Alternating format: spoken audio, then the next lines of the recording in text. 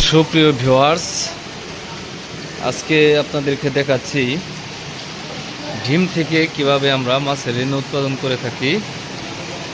তো ভিডিওটি না টেনে আমাদের ভিডিওটির সাথেই থাকুন।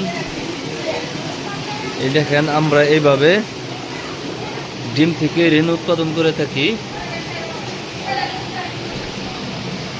এই দেখেন, এগুলো হচ্ছে আপনার বাংলা কার্প জাতীয় মাছের ডিম থেকে রেণু উৎপাদন করা হচ্ছে।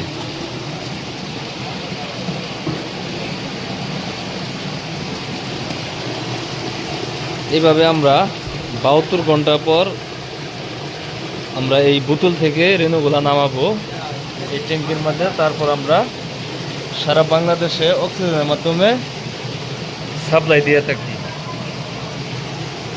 দেখেন, আমরা আমাদের নিজস্ব হ্যাচারি থেকে এই রেণুগুলা ফুটানো করা হয়।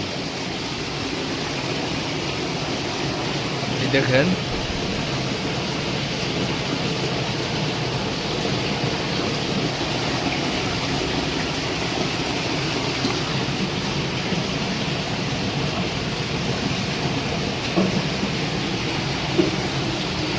বাহাত্তর ঘন্টা সময় লাগে এই ডিম থেকে রেণু বের হতে।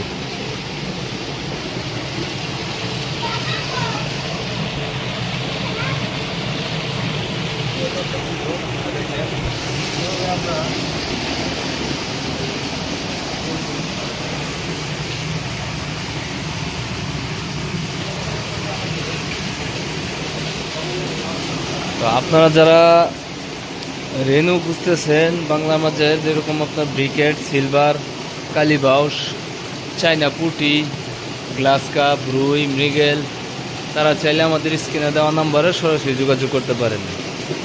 তো সবাইকে আমাদের সাথে থাকার জন্য অসংখ্য ধন্যবাদ।